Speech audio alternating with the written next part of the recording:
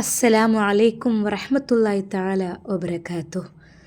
അന്ന് പുലർച്ചെ അതാ ഷമ്മാസ് നേരത്തെ ഉണരുന്നു. ഉമ്മ എണീക്കുന്നതിന് മുമ്പായിട്ട് തന്നെ സാധാരണയായി ഷമ്മാസ് ഉണരാറുണ്ട്. തഹജ്ജുദ് നിസ്കാരം കഴിഞ്ഞതിന് ശേഷം പള്ളിയിലേക്ക് പോകും. അന്ന് ഡ്രസ്സെല്ലാം മാറി അതാ പള്ളിയിലേക്ക് പോവുകയാണ്. അപ്പോഴതാ പിന്നിൽ നിന്ന് ഒരു വിളി കേൾക്കുന്നു. ഷാമോനെ, അവിടെ നിൽക്ക്, ഞാനും ഉണ്ട്. ഷമ്മാസ് ഞെട്ടി തിരിച്ചു പോയി. പഠിച്ചോനെ, ഉമ്മയുടെ ഇന്നലത്തെ പ്രയോഗം അത് ശരിക്കും ഏറ്റം തോന്നുന്നു. അതാ നവാസ്ക ഫ്രഷായി ഡ്രസ്സെല്ലാം മാറി എൻ്റെ പിന്നിൽ. ഷമ്മാസിന് സന്തോഷം സഹിക്കാൻ കഴിയുന്നില്ല. അപ്പോഴേക്കും ഉമ്മയും അവിടെ എത്തി. മാഷാ അല്ലാ, അൽഹംദുലില്ലാ, പഠിച്ചോനെ, എൻ്റെ പ്രാർത്ഥന നീ കേട്ടു. ഉമ്മാക്കും വളരെയധികം സന്തോഷമായി. ഉമ്മ തൻ്റെ ഫൈസൽ മോൻ വരുന്നുണ്ടോ എന്ന് കരുതി പിന്നിലേക്ക് നോക്കി. ഇല്ല, അവൻ വരുന്നില്ല. അവരുടെ റൂമിൽ വെളിച്ചമുണ്ടോ എന്തോ ആവോ. ഇനിയിപ്പോൾ പള്ളിയിലേക്ക് പോകാൻ മടിയാണെങ്കിൽ വീട്ടിൽ നിന്ന് നിസ്കരിച്ചാലും മതി, എന്നാലും കുഴപ്പമില്ല. പക്ഷേ ആണുങ്ങളാകുമ്പോൾ പള്ളിയിലേക്ക് പോകുന്നതാണല്ലോ ഒന്നുകൂടി ശ്രേഷ്ഠത. നവാസ്ക, വണ്ടി എടുക്കണോ? ഷമ്മാസ് ചോദിച്ചു. ആ, വണ്ടി എടുത്താൽ ഒന്നുകൂടി എളുപ്പമായിരുന്നില്ലേ ഇക്ക. രാവിലെ നടത്തുമെന്ന് പറഞ്ഞാൽ വളരെയധികം നല്ലതാണ്. പിന്നെയെന്ന് വെച്ചാൽ ഒരുപാട് ടൈമൊന്നും ഇല്ലല്ലോ. നവാസ്കാക്ക് കാൽമുട്ട് വേദനൻ്റെ വല്ല പ്രോബ്ലം അങ്ങനെ എന്തെങ്കിലും ഉണ്ടോ, നടക്കാൻ കഴിയുക? അത് മോനെ, അവിടുന്ന് ഇങ്ങനെ ഡ്യൂട്ടി ഇങ്ങനെ ചെയ്ത് നിന്നൊക്കെ ചെയ്യുമ്പോഴേ അപ്പോൾ നടക്കാൻ ഒരു പ്രയാസമാണ്. അങ്ങനെയാണെങ്കിൽ ഇക്ക വണ്ടി എടുക്കാം, വരി, നമുക്ക് ബുള്ളറ്റിൽ പോകാം. അല്ലെങ്കിൽ വേണ്ട മോനെ, അതിപ്പോൾ നടക്കുമ്പോഴൊക്കെ ശരിയായിക്കോളും. അല്ലെങ്കിലും എന്നിപ്പോൾ ഇങ്ങനെ നടക്കാൻ ഞാൻ ശരിയാവില്ലല്ലോ. ഇക്ക, നിങ്ങൾക്കറിയില്ലേ ഒരു കാര്യം, നമ്മൾ നടന്നു പോയാൽ നമുക്ക് ഇരട്ടി പ്രതിഫലമാണ് കേട്ടോ കിട്ടുക. നമ്മുടെ മുത്ത് ഹബീബ് സല്ലല്ലാഹു അലൈഹി വസല്ലം പള്ളിയിലേക്ക് പോകുന്നതൊരു വഴിക്ക്, തിരിച്ചു വരുന്നത് മറ്റൊരു വഴിക്ക്. അപ്പോൾ അത്രക്കും കൂടുതൽ പ്രതിഫലം കിട്ടാൻ വേണ്ടിയിട്ടല്ലേ. ആഹാ മോനെ, അങ്ങനെയാണെങ്കിൽ വണ്ടി ഒന്നും എടുക്കണ്ടടാ, നമുക്ക് നടന്നു തന്നെ പോവാലോ. അതിൻ്റെ പ്രതിഫലം അത്രയും കിട്ടിയ വലിയ കാര്യമല്ലേ. ഇക്കാക്ക, സത്യം പറഞ്ഞാൽ ഇന്ന് നമ്മളെ ഉമ്മാക്ക് നല്ല സന്തോഷമുള്ള ദിവസമാണ് കേട്ടോ. കാരണം ഉമ്മയൊക്കെ ഇങ്ങനെ തഹജ്ജുദിനും സുബഹിനൊക്കെ നേരത്തെ എണീറ്റ് നിസ്കരിച്ച് മക്കളിങ്ങനെ കിടക്കുക, സൂര്യൻ ഉദിച്ചതിൻ്റെ ശേഷം ഓരോന്ന് എണീറ്റ് വരിക, അങ്ങനെയൊക്കെ ആകുമ്പോൾ ഉമ്മാക്ക് നല്ല സങ്കടമുണ്ട് നിസ്കാരം നഷ്ടപ്പെടുത്തുന്ന കാര്യത്തിൽ. അപ്പോൾ ഇന്നെന്തായാലും നമ്മളെ ഉമ്മാക്ക് നല്ല ഹാപ്പി ആയിരിക്കും. മോനെ, ഞങ്ങളുടെ അവിടുന്ന് നാട്ടിൽ നിന്ന് അല്ല ഗൾഫിൽ നിന്നൊക്കെ ഞങ്ങളങ്ങനെ സുബഹിക്ക് എണീറ്റ് നിസ്കരിക്കാറൊക്കെ ഉണ്ട്. പിന്നെ കിടന്നിറങ്ങും. പിന്നെ ടൈം ആകുമ്പോൾ ഞാൻ ഓഫീസിൽ പോകുന്ന ടൈം ആകുമ്പോഴൊക്കെ എണീക്കും, അങ്ങനെയൊക്കെയാണ്. പക്ഷേ ഇവിടെ പിന്നെ ഉറങ്ങിയാലും ഉമ്മ ഉണ്ടല്ലോ കിച്ചണിൽ എല്ലാം ഉണ്ടാക്കി സെറ്റാക്കാനെന്നുള്ളൊരു ആശ്വാസത്തിൽ അങ്ങനെ സുഖമായി കിടന്നുറങ്ങാണ്. ഇക്കാക്ക, നമ്മളെ ഉമ്മ ഒരുപാട് കഷ്ടപ്പെടുന്നുണ്ട്. എനിക്കറിയാടാ, എന്താ ചെയ്യാം. നിൻ്റെ മൂത്തച്ചി താത്തയൊന്നും അങ്ങനെയൊന്നും ഞാൻ പറഞ്ഞത് കേൾക്കുന്ന ടൈപ്പല്ല. അവർക്കൊക്കെ അവരുടെ ഓരോ ഇഷ്ടങ്ങളാണ്. പിന്നെ നമ്മളൊന്നും പറയണത് അത്ര കണ്ട് മൈൻഡാക്കുന്ന ടൈപ്പും അല്ല. എന്തപ്പോൾ ചെയ്യുക, എനിക്ക് ആഗ്രഹമില്ലായിട്ടൊന്നുമല്ല. ഞാൻ എത്രയോ വട്ടം പറഞ്ഞിട്ടുണ്ട് ഉമ്മയെ പോയി ഒന്ന് സഹായിച്ചു കൊടുക്കട്ടോ എന്ന് പറയുമ്പോൾ അവിടെ ജമീലത്താത്തയുണ്ടല്ലോ, പിന്നെ എന്തിനപ്പോൾ ഞാൻ ഇറങ്ങേണ്ട ആവശ്യം, എനിക്കൊന്നും ശീലമായിട്ടില്ല. അങ്ങനെയൊക്കെ പറഞ്ഞ് ഓളോരോ ഒഴിവുകളാണ് പറയും. പിന്നെ എനിക്ക് കുട്ടീനെ നോക്കാണ്ട് കുളിപ്പിക്കാണ്ട് അങ്ങനെയൊക്കെ പറയും. ഇക്കാക്ക ഒന്നും സാരല്ല, നമ്മളിപ്പോൾ അതൊന്നും പറയുന്ന ടൈമല്ലല്ലോ, നമ്മൾ പള്ളിയിലേക്ക് പോവല്ലേ. അതൊക്കെ എന്തായാലും ഏഷണി പ്രദൂഷണത്തിൽ പെട്ടുപോകും അല്ലേ. അവളെ കാര്യം ഞാൻ പറഞ്ഞു എന്ന് മാത്രം. നവാസ്ക ശരിക്കും ഒരു പാവമാണ്. എന്താണ് ഭാര്യ പറയുന്നത് അതിനനുസരിച്ച് ഒക്കെ കേട്ടും കണ്ടൊക്കെ നിൽക്കും. പിന്നെ ഉമ്മ പറയുന്നതും എല്ലാവരുടെ സ്നേഹമൊക്കെ തന്നെയാണ്. പക്ഷേ ഫൈസലിനെ പോലെയല്ല. ഫൈസലാണ് അല്പം സ്ട്രോങ്, എല്ലാത്തിനും തട്ടിത്തെറിച്ച് ഉത്തരം പറയുന്ന ഒരാൾ.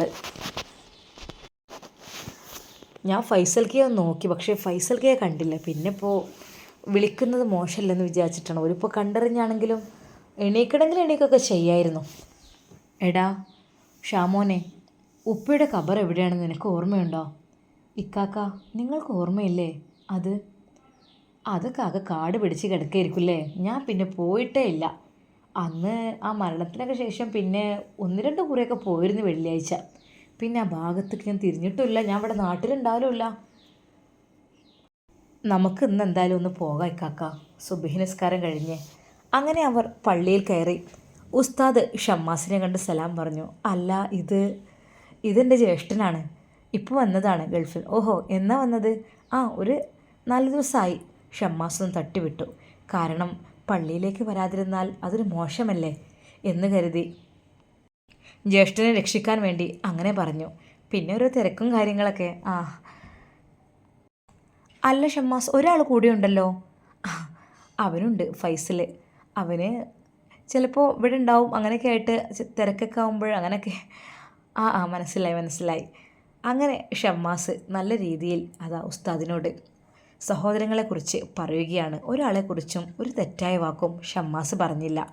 കാരണം എൻ്റെ കൂടെപ്പിറപ്പുകളല്ലേ, ഒരിക്കലും ഒന്നും പറയാൻ പാടില്ല. അവരെയൊക്കെ അള്ളാഹു നന്നാക്കട്ടെ എന്ന് മാത്രമേ പറയാൻ പറ്റുള്ളൂ. സുബഹി നിസ്കാരവും പ്രാർത്ഥനയും എല്ലാം കഴിഞ്ഞ് ഷമ്മാസും നവാസും പള്ളിക്കാട്ടിലേക്ക് നടക്കുന്നു. എവിടെയാടാ, ആകെ കാട് പിടിച്ച്. ഇക്കാക്ക, നിങ്ങൾ എൻ്റെ കൂടെ പോരി. ഷമ്മാസിൻ്റെ പിന്നിലായിക്കൊണ്ട് നവാസ് പള്ളിക്കാട്ടിലേക്ക് പോകുന്നു. നമ്മുടെ ഉപ്പ കിടക്കുന്നതാ ഇവിടെയാണ്. ഇതാണ് ഉപ്പാൻ്റെ ഖബർ. ഇതോ ഇത്രമാത്രം ക്ലിയറായി ഉപ്പയുടെ ഖബർ? ഹേയ്, ഇതാവാൻ ചാൻസ് ഇല്ലടാ. നോക്ക് പേര്. അപ്പോൾ പേരൊന്നും കൊത്തിച്ചിട്ടില്ലായിരുന്നല്ലോ. അതെ, ഞാൻ വന്ന ടൈമിന് തന്നെ എനിക്കിങ്ങനെ ഉപ്പാൻ്റെ ഖബർ ആകെ കാടും പുല്ലൊക്കെ നിറഞ്ഞ് നിൽക്കുന്നത് കണ്ടപ്പോൾ ഒരു വിഷമം തോന്നി. അപ്പം ഞാൻ അതൊക്കെ ക്ലീൻ ചെയ്ത് അവിടെ ചെടി നട്ട് ഒരിക്കലും മാറിപ്പോകാതിരിക്കാൻ വേണ്ടിയിട്ട് ഉപ്പാൻ്റെ പേരും മാർബിൾ കല്ലിൽ കൊത്തിച്ച് വെച്ചിട്ടുണ്ട്. കണ്ടില്ലേ? നീ ഇങ്ങനെയൊക്കെ ചെയ്തുല്ലേ? മാഷാ അല്ലാ മോനെ, നീ മിടുക്കനാടാ. നമ്മളമ്മക്കും ഉപ്പാക്കും കിട്ടിയ ഒരേ ഒരു ഭാഗ്യവിത്ത് നീയാണ്. ബാക്കിയുള്ളവരൊന്നും അത്ര പോരല്ലേ. ഇക്കാക്ക, ഉപ്പയുടെ അടുത്തേക്ക് ചെല്ലൂ. ഷമ്മാസ് ഉപ്പയുടെ ഖബറിനരികിലേക്ക് ചെന്നു. അസ്സലാമു അലൈക്കും ദാറ ഖൗമിൽ മുഅ്മിനീൻ വ ഇന്നാ ഇൻഷാ അല്ലാഹു ബിക്കും ലാഹിഖൂൻ. എല്ലാവരോടും, ഖബറാളികളോടെല്ലാവരോടുമായി ഷമ്മാസ് സലാം പറഞ്ഞു. ഉപ്പയുടെ അരികിലെത്തി ഉപ്പയോട് സലാം പറഞ്ഞു. ഉപ്പയ്ക്ക് വേണ്ടി അള്ളാഹുവിനോട് ഒരുപാട് ദുആ ചെയ്തു. അള്ളാഹുവേ, എൻ്റെ ഉപ്പയുടെ ഖബറിടം നീ വിശാലമാക്കണേ അല്ലാ. എൻ്റെ സഹോദരനെ കൂട്ടിയാണ് ഞാൻ വന്നിരിക്കുന്നത്. ഞങ്ങളുടെ പിതാവാണ് ഈ മണ്ണിനടിയിൽ കിടക്കുന്നത്. അതെ, ഈ ഖബറിനുള്ളിൽ എത്ര ഇരുട്ടറയാണെങ്കിലും എൻ്റെ ഉപ്പാക്ക് നീ ഖബറിടം വെളിച്ചം നൽകണമല്ല. കണ്ണെത്താ ദൂരത്തോളം വിശാലമാക്കണേ അല്ലാ. ഷമ്മാസ് ദുആ ചെയ്തു, അറബിയിലും മലയാളത്തിലുമായിട്ട്. അതിൻ്റെ കൂടെ നവാസും ആമീൻ പറഞ്ഞു. അവർ തിരിച്ച് പോരുന്നു. ഷമ്മാസ് പിന്നെയും തിരിഞ്ഞു നോക്കി തൻ്റെ പിതാവിനെ ഒരിക്കൽ കൂടി, തൻ്റെ പിതാവ് കിടക്കുന്ന ഒരു ഖബറിലേക്ക് ഒരിക്കൽ കൂടി തിരിഞ്ഞു നോക്കി. അല്ലാ, എൻ്റെ ഉപ്പയെ നിന്നെ ഞാൻ ഏൽപ്പിച്ചിരിക്കുകയാണ്. എൻ്റെ ഉപ്പാക്ക് സന്തോഷം നീ നൽകണമല്ലാ. ഹൃദയം പൊട്ടി ഷമ്മാസ് കരഞ്ഞു ദുആ ചെയ്തു.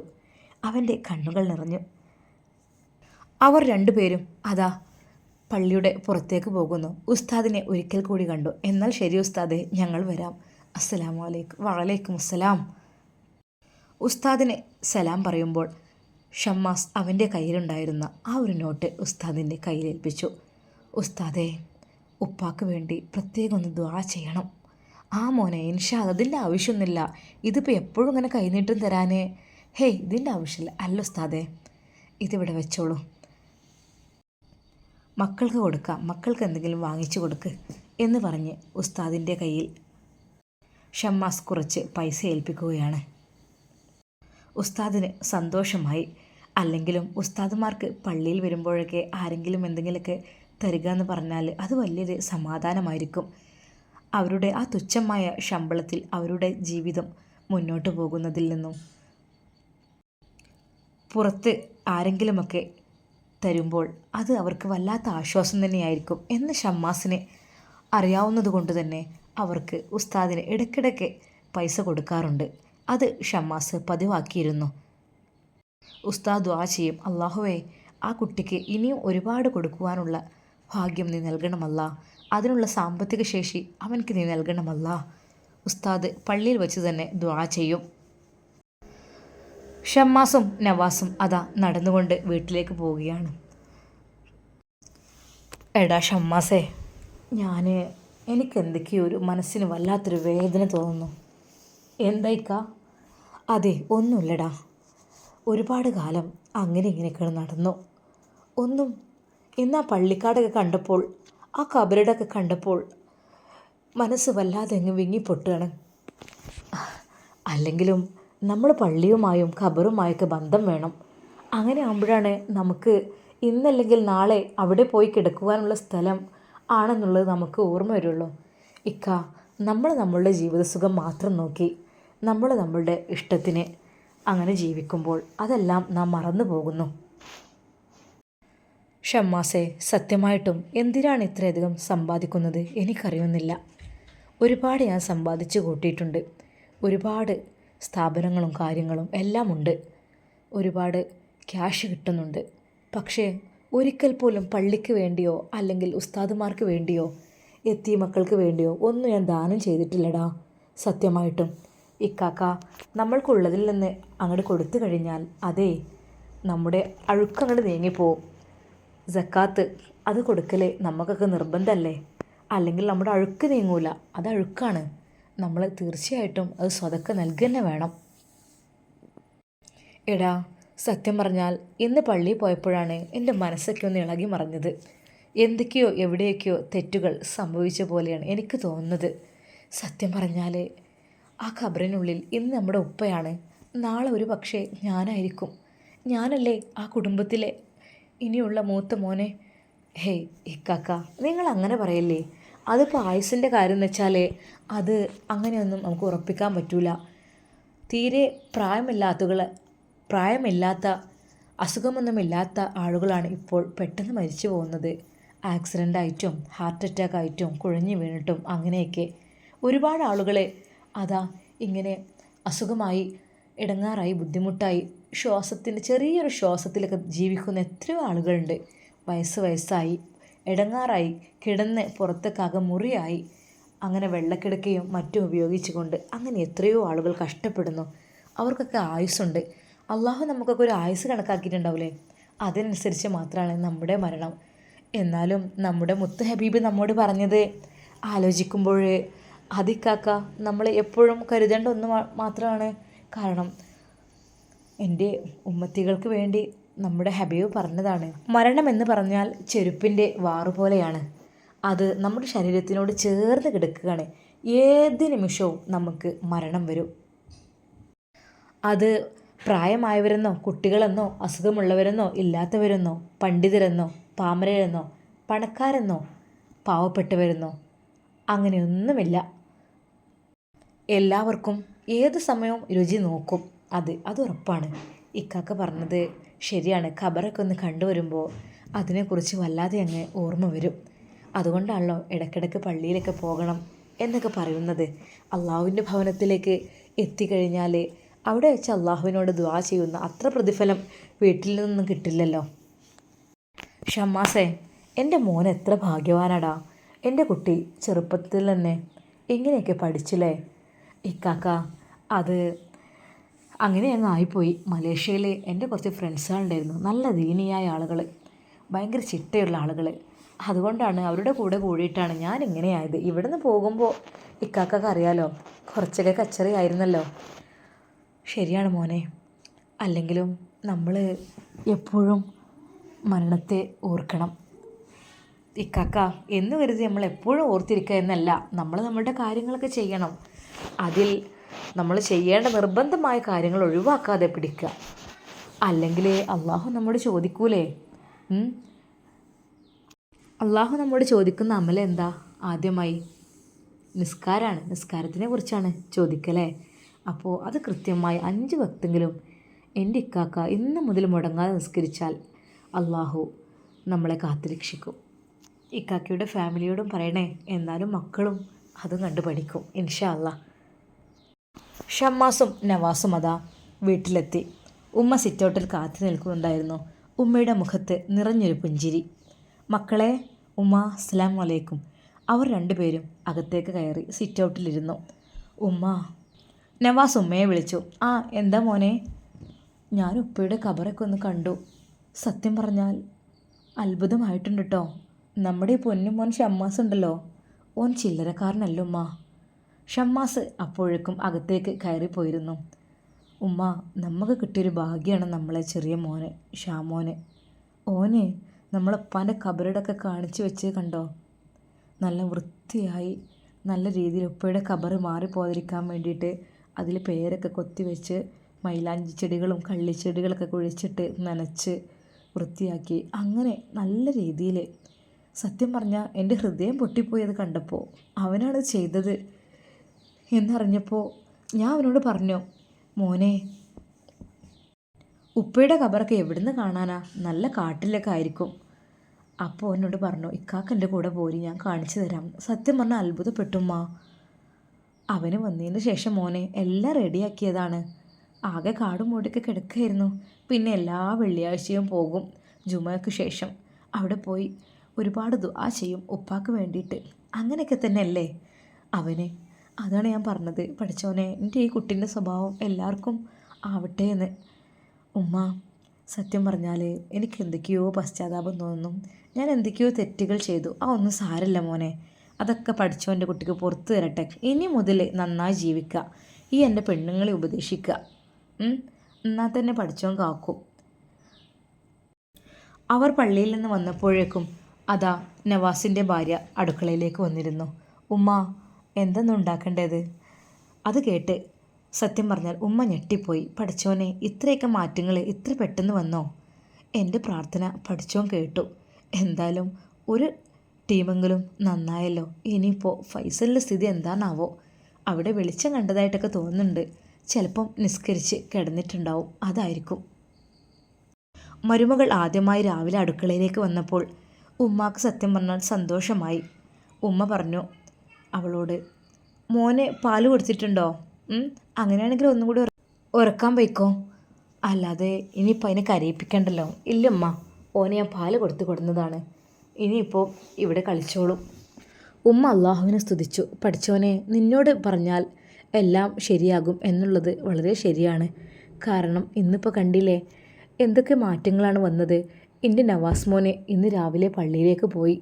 പിന്നെ ഇതാ ഇവള് നേരത്തെ തന്നെ അടുക്കളയിൽ എത്തിയിട്ടുണ്ട്. ഉമ്മ ആരെയും ഇടങ്ങാറാക്കാറില്ല. പക്ഷെ തീരെ വരാതാകുമ്പോൾ അത് ഉമ്മാക്കൊരു സങ്കടമുണ്ട്. കാരണം എല്ലാവർക്കുള്ള ഭക്ഷണമൊക്കെ ഒരുക്കി ഉണ്ടാക്കണ്ടേ. ഷാമോനെ എന്നും അടുക്കളയിൽ സഹായിക്കാമെന്ന് പറയുമ്പോൾ, അതും മൂത്തച്ചികളൊക്കെ ഉണ്ടാകുമ്പോൾ അതിൻ്റെ ആവശ്യമില്ലല്ലോ. അന്ന് ഷാമോനെ ഡ്രസ്സെല്ലാം മാറി അത് അടുക്കളയിലെത്തി ഉമ്മാക്ക് എന്തെങ്കിലും സഹായിക്കുവാൻ വേണ്ടിയിട്ട്. ഉമ്മ പറഞ്ഞു, ഷാമോനെ, മോന് ഇന്ന് ഹെൽപ്പൊന്നും ചെയ്യേണ്ട, ഇത്താത്ത ഇവിടെ എത്തിയിട്ടുണ്ടല്ലോ. ഉമ്മ, എന്താവശ്യമുണ്ടെങ്കിലും ഞാൻ വരും ഉമ്മയുടെ കൂടെ കേട്ടോ. ഒരു പക്ഷേ അവർ പോവുകയാണെങ്കിൽ ഉമ്മ എന്നെ വിളിച്ചോണ്ടേ. ഷമ്മാസ് പുറത്തേക്ക് ഇറങ്ങി. അവൻ ആ ചെടികളെല്ലാം നനക്കാൻ തുടങ്ങി. ഉമ്മയോട് അവൻ പറഞ്ഞിരുന്ന ആ ഒരു റോസ് ഗാർഡൻ അതവൻ അതിനിടയ്ക്ക് സെറ്റാക്കിയിരുന്നു. അതിന് അവനെന്നും വെള്ളമൊഴിക്കും. ഉമ്മയോട് പറയും, ഉമ്മ, റോസാപ്പൂക്കൾ ഉണ്ടാവാൻ സമയമായി തുടങ്ങിയിട്ടുണ്ട്. കണ്ടില്ലേ, ചെറിയ തൂമ്പ് വന്നിട്ടുണ്ട്. അതിൽ ചെറിയ മൊട്ടുകളുണ്ട്. ഉമ്മ, അതെന്നായിരിക്കും വിരിയുക? മോനെ, അതൊക്കെ വിരിയും. ഉമ്മ, അതിലുണ്ടാവും സുന്ദരിയായ വലിയൊരു റോസാപ്പൂവ്. അത് എന്ത് ഭംഗിയായിരിക്കുമല്ലേ? നമുക്കുമ്മ ഇവിടെ റോസ് ഗാർഡൻ എന്ന് പേരിടണ്ടേ? മോനെ, അത് ചെടിയൊക്കെ ഒന്ന് ഉണ്ടാവട്ടെ. നീ ഇപ്പോൾ കുഴിച്ചിട്ടിട്ടല്ലേ ഉള്ളൂ വാങ്ങിക്കൊണ്ടുവന്ന്. ഉണ്ടായിട്ട് നമുക്ക് റോസ് ഗാർഡനോ എന്ത് വേണമെങ്കിലും സെറ്റാക്കാം. ഷമ്മാസ് ഉമ്മയോട് മറ്റേ രഹസ്യം പറയണമെന്ന് വിചാരിച്ചു കൊണ്ടിരിക്കുകയാണ്. അവൻ ഉമ്മയുടെ കൈ പിടിച്ചുകൊണ്ട് അതാ റോസ് ഗാർഡനിലേക്ക് വരുന്നു.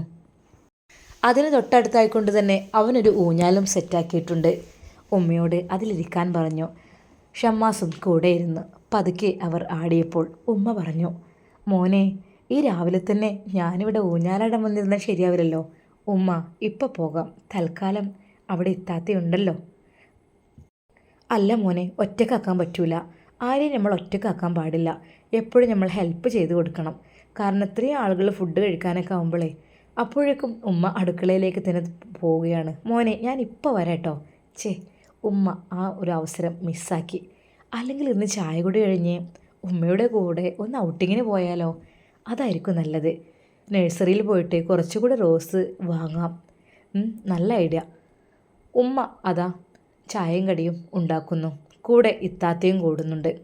അവർ അതെല്ലാം ഉണ്ടാക്കി ഡൈനിങ് ടേബിൾ കൊണ്ടുപോയി വെച്ചു. അപ്പോഴതാ പതിവ് പോലെ ഷാനിയും ഫൈസലും ഇറങ്ങി വരുന്നു. അവരുടെ മുഖത്ത് അല്പമൊക്കെ ഭയമുണ്ട്. പക്ഷേ അത്രയൊന്നുമില്ല താനും. ഉമ്മ ഒന്നും ചോദിച്ചില്ല. എന്ത് ചോദിക്കാൻ? ചെറിയ കിള്ളക്കുട്ടികളൊന്നും അല്ലല്ലോ. അങ്ങനെയാണെങ്കിൽ എന്തെങ്കിലുമൊക്കെ ഒന്ന് പറയായിരുന്നു. വേണ്ട, അവരവരുടെ ഇഷ്ടം പോലെ ചെയ്യട്ടെ. എന്നെക്കൊണ്ട് പറയാനുള്ളത് ഞാൻ പറഞ്ഞു. ഇനി അവരുടെ ഇഷ്ടം. ഒരു പക്ഷേ അവർ നിസ്കരിച്ചിട്ടുണ്ടെങ്കിലോ? ഉണ്ടാകുമായിരിക്കും. ഫൈസലിന് പള്ളിയിൽ പോകാൻ മടിയായിരിക്കും, പക്ഷേ നിസ്കരിച്ചിട്ടുണ്ടാവും. ഉമ്മ വിചാരിച്ചു. അത് അങ്ങനെ തന്നെയാണ്, നിസ്കാരം ഉണ്ടായിട്ടുണ്ടാവും. അല്ലെങ്കിൽ അവർ ഇങ്ങനെ കൂളായിട്ട് ഇറങ്ങി വരില്ലല്ലോ. ഉമ്മക്ക് അല്പം സമാധാനം തോന്നി. എല്ലാവരും ഭക്ഷണം കഴിക്കുകയാണ്. അതിനിടയ്ക്ക് ഉമ്മ വിചാരിച്ചു, പഠിച്ചോനെ, എൻ്റെ ഷാമോൻ്റെ കല്യാണം അതിനി പെട്ടെന്ന് റെഡിയാക്കണം. ഇനിയിപ്പോൾ എല്ലാവരും ഒന്ന് ലെവലായിക്കോളും. മറ്റേത് പഴയ രീതിയാകുമ്പോൾ ഒരു പേടിയായിരുന്നു. എന്നാലും പഠിച്ചോൻ്റെ പ്രാർത്ഥന കേട്ടു. എല്ലാവരും ഭക്ഷണം കഴിക്കുന്നതിനിടയിൽ ഉമ്മ ആ ഒരു കാര്യം എല്ലാവരോടും കൂടി സംസാരിക്കുകയാണ്. നമ്മളെ ഷാമോൻ്റെ കല്യാണം അങ്ങോട്ട് ആലോചിച്ചാലോ നമുക്ക്? ഇനിയിപ്പോൾ എന്തൊക്കെയാണ് ഏതൊക്കെയാണ് എങ്ങനെയൊക്കെയൊന്നും പറയാൻ പറ്റില്ലല്ലോ. എടുത്ത പാടെ നവാസ്ക പറഞ്ഞു, ആ ഉമ്മ, ഞങ്ങൾ പോകുന്നതിന് മുമ്പാണെങ്കിൽ ഏറ്റവും നല്ലതാണ്. അങ്ങനെ ആകുമ്പോൾ ഞങ്ങൾക്കൊരു കൂടാലോ. മറ്റത് ഞങ്ങൾ പോയി കഴിഞ്ഞതിൻ്റെ ശേഷമൊക്കെ ആകുമ്പോൾ എത്താൻ പറ്റൂല, ഒരു പ്രയാസമായിരിക്കും. അങ്ങനെയാണെങ്കിൽ പെട്ടെന്ന് തന്നെ നമുക്കൊന്ന് നോക്കൽ തുടങ്ങല്ലേ. ഉമ്മ, ആരോടെങ്കിലും ഉമ്മ പറഞ്ഞിട്ടുണ്ടോ?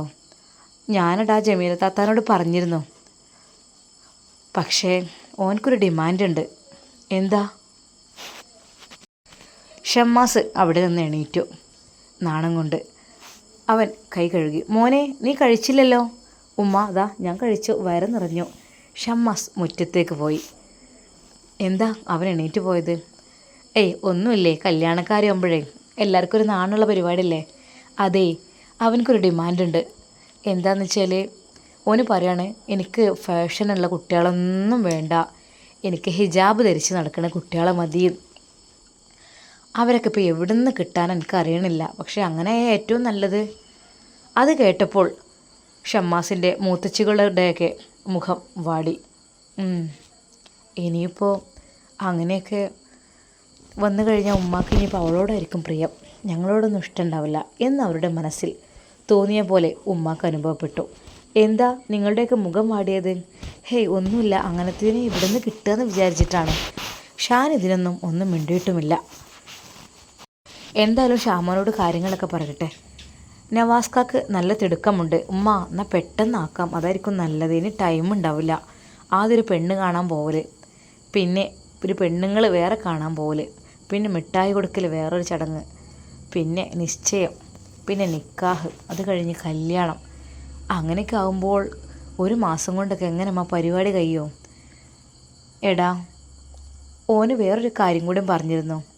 ഉമ്മ, കല്യാണമൊന്നും അത്ര വലിയ ആർഭാടമായൊന്നും നടത്തണ്ട, അതിൻ്റെ ആവശ്യമില്ല. അതിനേക്കാളും നല്ലത് പാവപ്പെട്ട ഓരോ കുടുംബത്തിനുള്ള ഭക്ഷണം, അല്ലെങ്കിൽ അവർക്ക് ഒരു ദിവസത്തിനുള്ള ഒരു ചിലവിനുള്ള ക്യാഷ്, അങ്ങനെ എന്തെങ്കിലും എത്തിക്കുക നമ്മളെ വകയായിട്ട്. അല്ലെങ്കിൽ പാവപ്പെട്ടവരെല്ലാവരെയും ക്ഷണിക്കുക. ഒരിക്കലും VIP അല്ലെങ്കിൽ വലിയ വലിയ ആളുകൾ അങ്ങനെയുള്ള രീതിയിലല്ല, എല്ലാ പാവങ്ങളെയും നമ്മൾ വീട്ടിലേക്ക് ക്ഷണിക്കണം. അതാണ് അവൻ പറഞ്ഞത്. അവനക്ക് അങ്ങനെയൊക്കെയാണ് ഇഷ്ടം. ആർഭാടമായി ഒരുപാട് ആർഭാടങ്ങളൊന്നും വേണ്ടെന്ന് ആദ്യമേ പറഞ്ഞിട്ടുണ്ട്. ആ മിഠായി കൊടുക്കലും പിന്നെ ഒരുപാട് പെണ്ണുങ്ങളിങ്ങനെ മിഠായി പൊതിയൊക്കെ പിടിച്ചുകൊണ്ടൊരു ലൈനായിട്ടൊരു പോകുന്നൊരു പരിപാടിയില്ലേ, അതൊന്നും വേണ്ട. അതൊക്കെ വളരെയധികം ചെറിയ രീതിയിൽ, കുറഞ്ഞ രീതിയിൽ, ആർഭാടമില്ലാതെ കഴിഞ്ഞ് ആ ഒരു ആർഭാടം ഉണ്ടാക്കുന്ന ആ ഒരു പൈസ കൊണ്ട് പാവങ്ങൾക്ക് എന്തെങ്കിലും സഹായിച്ചാൽ, അല്ലെങ്കിൽ ഒരു യത്തീമിനൊരു പൈസ കൊടുത്താൽ അതിൻ്റെ പ്രതിഫലം പഠിച്ചോൻ നമുക്ക് തരും. അപ്പോൾ അത് മതി എന്നൊക്കെ കല്യാണത്തിൻ്റെ കാര്യങ്ങൾ പറഞ്ഞപ്പോൾ അവന് എന്നോട് പറഞ്ഞിരുന്നു. ആഹാ, ഷമ്മാസ് നമ്മൾ വിചാരിച്ചതുപോലെ ഒന്നും അല്ലല്ലമ്മ, അവൻ നമ്മൾ വിചാരിച്ചതിനേക്കാളും ഒരുപാട് അകലെയാണല്ലേ. എന്താടാ ചെയ്യുക, ഓൻ്റെ മനസ്സിൽ അങ്ങനെയാണ് അവനക്ക് ഇഷ്ടം, അതുതന്നെയാണ് നല്ലതും. ഫൈസൽ ഇതിനൊന്നും ഒന്നും മിണ്ടുന്നില്ല.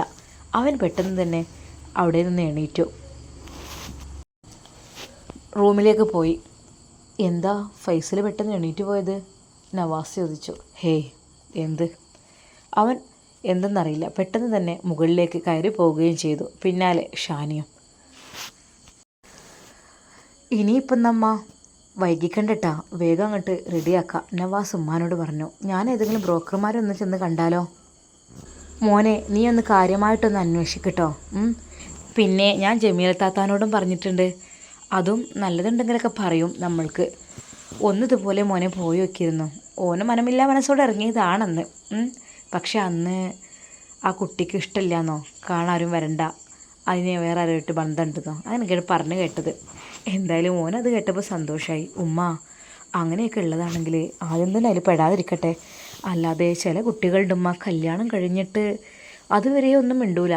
പിന്നെ കല്യാണം കഴിഞ്ഞ് പിറ്റേന്ന് തുടങ്ങും ഭർത്താവിനോട് മിണ്ടാതിരിക്കലും, ഒരു ആകപ്പാടെ ഒരു ടെൻഷനും, പിന്നെ ആദ്യത്തെ കാമുകന് മെസ്സേജ് അയക്കലും കാര്യങ്ങളും അതൊക്കെ ആയിട്ട് പിന്നെ ഒഴിവാക്കി പോണ ഒരുപാട് ചരിത്രങ്ങളുണ്ട്. ഉമ്മ, അതിലൊന്നും പെടാതെ നല്ല ഹയറായ കുട്ടീനെ തന്നെ കിട്ടട്ടല്ലേ. നവാസിന് ഈ കാര്യത്തിൽ വളരെയധികം താല്പര്യമുണ്ടായിരുന്നു. ഷമ്മാസിൻ്റെ കല്യാണം പെട്ടെന്ന് എങ്ങനെയെങ്കിലും ഒന്ന് റെഡിയാക്കണമെന്ന്. ഉമ്മ, ഞാൻ എൻ്റെ ഒരു ഫ്രണ്ടുണ്ട്, അവനക്കറിയുന്നൊരു ബ്രോക്കറുണ്ട്, അവനോടൊന്ന് കോണ്ടാക്റ്റ് ചെയ്യട്ടെ കേട്ടോ. ആ മോനെ ഹയറായാൽ മതിയായിരുന്നു. എത്ര പൊന്നും പൈസയും പണ്ടൊന്നും വേണ്ട, പാവപ്പെട്ട വീട്ടിൽ നിന്ന് ഒരു ദീനിയായൊരു കുട്ടിയാൽ മതി, വേറൊന്നും നമ്മൾ ആഗ്രഹിക്കണില്ല. അപ്പോൾ ഉമ്മ നുസൈബയെക്കുറിച്ച് ഓർത്തു. പഠിച്ചോനെ, എൻ്റെ കുട്ടി അങ്ങനെയായിരുന്നു. എല്ലാം കൊണ്ടും അവൾ എൻ്റെ കയ്യിൽ നിന്ന് നഷ്ടപ്പെട്ടു പോയതേപോലെയാണ് എനിക്ക്. പഠിച്ചോനെ, ഞാൻ എങ്ങനെയാണ് നിന്നോട് തിരികെ ചോദിക്കും? തിരികെ ചോദിച്ചാൽ ഒരിക്കലും ഫൈസലിൻ്റെ കൂടെ നിർത്താൻ കഴിയില്ല. ഹേയ്, അത് പറ്റില്ല. അവനിങ്ങനെയൊക്കെ ഒരു ചരിത്രങ്ങളൊക്കെ ചെയ്ത് നടക്കണ ഓൻ്റെ കൂടെ ഇനിയും ആ ഹയറായ പെണ്ണ് വന്ന് നിൽക്കുകയെന്ന് പറഞ്ഞാൽ പാവാണ്. ഇനിയും അതിനെ വേദനിപ്പിക്കണ്ട. അതുകൊണ്ട് അല്ലാ, എൻ്റെ കുട്ടിക്ക് നല്ല ഹയറായ ഒരു ചെക്കനെ നൽകി റഹ്മാനെ. അധികം വൈകാതെ തന്നെ ഹയറായ നല്ലൊരു സ്വാലിഹായ അവളുടെ ഇഷ്ടത്തിനൊക്കെ നിൽക്കുന്ന, അവളുടെ ഇഷ്ടത്തിന് ദീനിയായ രീതിയിൽ പ്രവർത്തിക്കുന്ന ഒരു പൊന്നു മോനെ നൽകി റഹ്മാനെ. ഉമ്മ അവൾക്ക് വേണ്ടി ദുആ ചെയ്തു. നവാസ് അതാ ഫോൺ എടുത്തുകൊണ്ട് പോവുകയാണ് തൻ്റെ ഫ്രണ്ടിനെ വിളിക്കുവാൻ വേണ്ടിയിട്ട്. ഹലോ, എന്തടാ? അതെ, നമ്മുടെ അനിയനെ, ചെറിയ അനിയനാണ്, അവന് ഇപ്പോൾ വന്നതാണ് മലേഷ്യയിൽ നിന്ന്. അപ്പോൾ അവനക്കൊരു പെണ്ണ് വേണം. പക്ഷെ അവൻ്റെ ഡിമാൻഡ് എന്താണെന്ന് വെച്ചാൽ നല്ല ഈ ഹിജാബോ നിക്കാബോ എന്തൊക്കെ മുഖം ഇങ്ങനെ മൂടിയിട്ട് നടക്കൂലേ പെൺകുട്ടികൾ, അതുപോലെയുള്ള പെൺകുട്ടികളെ വേണമെന്നൊക്കെയാണ് ഓൻ പറയണത്. എന്താടാ ഈ പറയണത്? ഓൻ്റെ പഴഞ്ചൻ രീതിയൊന്നും മാറ്റാനായിട്ടില്ലേ? അങ്ങനെയൊക്കെ ഇപ്പോൾ ആരെങ്കിലും ഉണ്ടോ? എന്താടാ ചെയ്യുക, എൻ്റെ അനിയൻ അങ്ങനെയാണ്, ഒരു ദീനിയായ ആളാണ്. അപ്പോൾ പിന്നെ ഓനക്ക് അതിനനുസരിച്ചൊക്കെ തന്നെയല്ലേ പറ്റുള്ളൂ. നോക്കട്ടെ, എവിടെയെങ്കിലും എത്തിയങ്കാനയിലോ അവിടെ എവിടെയെങ്കിലുമൊക്കെ ഉണ്ടാകും, അറബി കോളേജിലോ അങ്ങനെയൊക്കെ. എടാ, അങ്ങനെയൊന്നും പറയല്ലേ, ഉണ്ടാകും എൻ്റെ അനിയനെ പറ്റിയ ഒരു പെണ്ണൊക്കെ. അവർ വീണ്ടും സംസാരിച്ചു കൊണ്ടിരുന്നു. ഉമ്മ ഷമ്മാസിൻ്റെ അടുത്തേക്ക്, അതാ മുറ്റത്തേക്ക്, ആ റോസ് ഗാർഡൻ്റെ അടുത്തേക്ക് പോകുന്നു. മോനെ, മോനെ, മോനെ വിടുവാ. എന്തുമ്മ?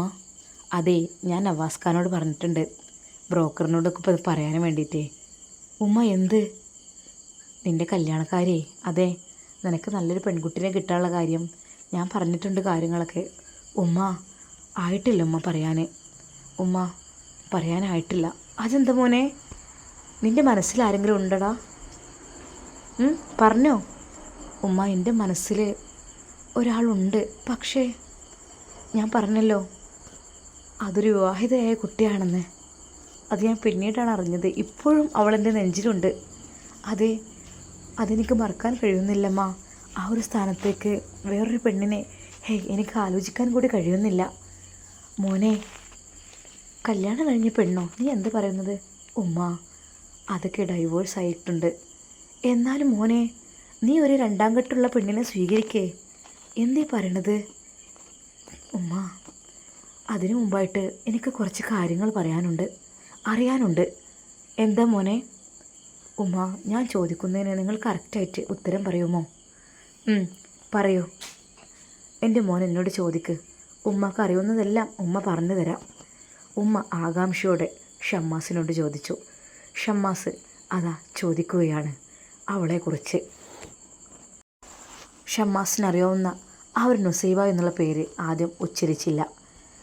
അവൻ ഉമ്മയോട് ആദ്യം പറഞ്ഞു, ഉമ്മ, നമ്മുടെ മനസ്സിന് ഇഷ്ടപ്പെട്ട ഒരു പെണ്ണ്, അതിപ്പോൾ എങ്ങനെയുള്ളതാണെങ്കിലും സ്വാലിഹത്തായ ഒരു പെണ്ണിനെ കണ്ടു കഴിഞ്ഞാൽ അവളുടെ ജീവിത സിറ്റുവേഷൻ അത് നമുക്ക് അനുകൂലമാണ് എന്ന് കണ്ടു കഴിഞ്ഞാൽ, എന്നറിഞ്ഞു കഴിഞ്ഞാൽ ഉമ്മ നമുക്ക് അവരെ വിവാഹം കഴിക്കാൻ പറ്റുമോ?